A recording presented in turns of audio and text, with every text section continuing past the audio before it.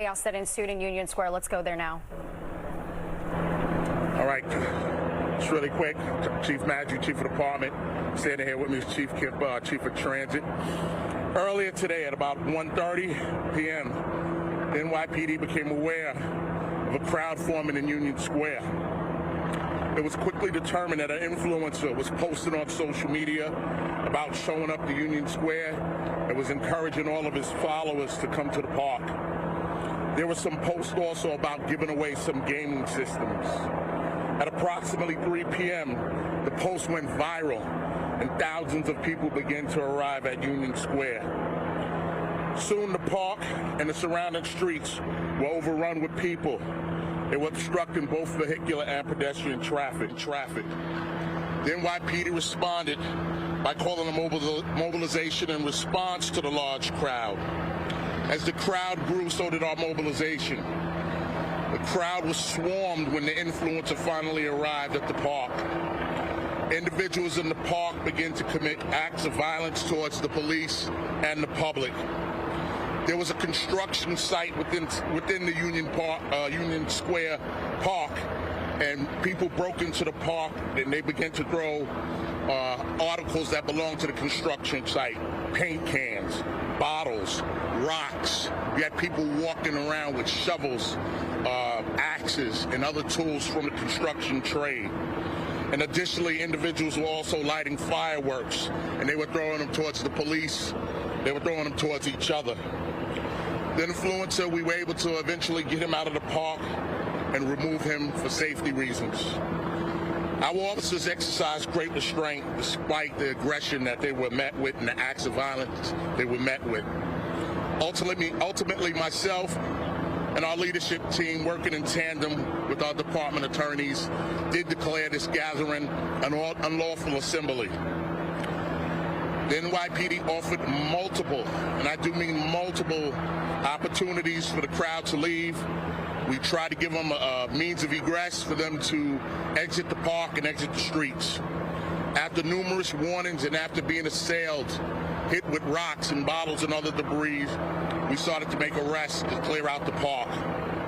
The total number of arrests is still being tallied at this point, and we're still doing evaluations for some of our members. We did have members that sustained some injuries out here. At this time, we successfully dispersed the park, but we still have crowds mulling around Manhattan, and we have officers following them, preventing them from destroying property, looting, and other things like that. And we'll continue to be out here, and we'll continue to disperse this crowd until they're all gone. We're using our drone technology to help us monitor the situation. Of course, our aviation unit is up there as well. Our officers are still being met with some resistance after numerous warnings, and we're still making some additional arrests. This mobilization is ongoing, and as I said before, we will be here until this crowd disperses. At this point, I'll take any questions. We're going to start off with Josh Einiger, ABC7. Thank you, Chief. Josh. We heard reports of injured officers. A woman told me she saw a cop getting jumped and beat. We have video of you being attacked. Your shirt shows. Can you talk about injuries to members of the service and to your own experience in that? Absolutely, Josh. I believe the woman's account is possibly right, even though I don't know exactly what she's speaking about. Our officers were attacked. We were in there. We were crushed. We were pushed. I had officers on the floor. As you see, I'm a little embarrassed because I'm very dirty right here, but I was in the middle of the crowd. I was hit with multiple objects as well. I think I have a couple of injuries, but I'll figure that out once I have time to think about it. But in terms of any officers treated for injuries that you know of? Yeah, we had one or two officers removed, and we had officers out here. I had officers who got hit and were hurt, but they stayed. They stayed and helped us to control this. We're going to go Associated Press. Yeah, hi. Hi, sir. I'm wondering if there is any kind of action that might be taken or could be taken against the influencer. Absolutely. We're in contact with the influencer. I have our legal team here. I'm going to have a discussion with our Commissioner Caban in a little bit, and then we'll make a decision there. Well, I'm wondering though if there's anything specific that you could be targeting him with. Well, we'll discuss with our legal department about inciting a riot and other charges. We're going to go over to Matt. Chief, any of the youths injured? How many of them? What was the extent of the injury? And was he actually giving away PlayStations, or was that just a claim? That I'm not sure in terms of the PlayStation.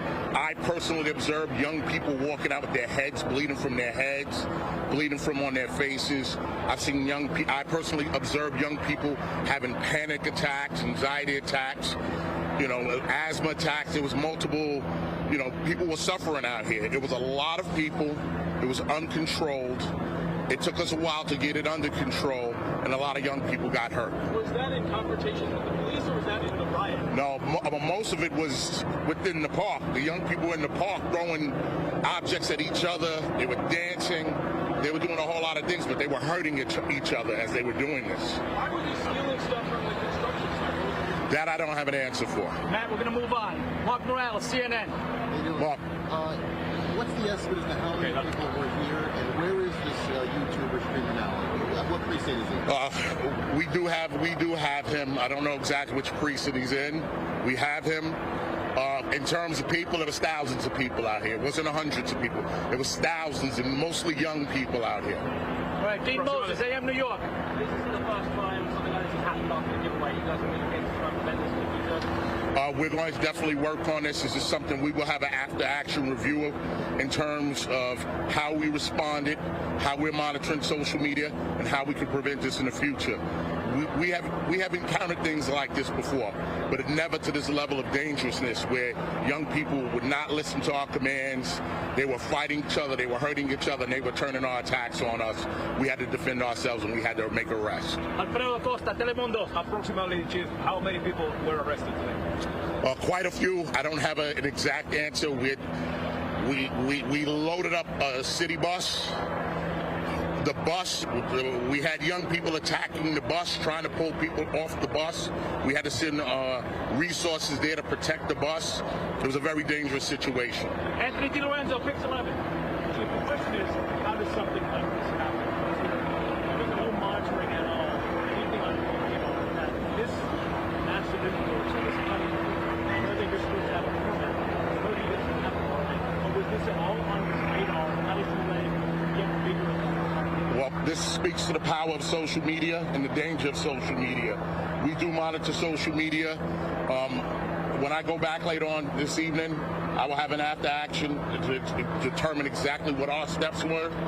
We can't allow this to happen again in the future. All right, we're going to take one more question. Joe Marino, New York Post. Chief, just to be clear, this wasn't pre-planned with the city. There was no coordination between this event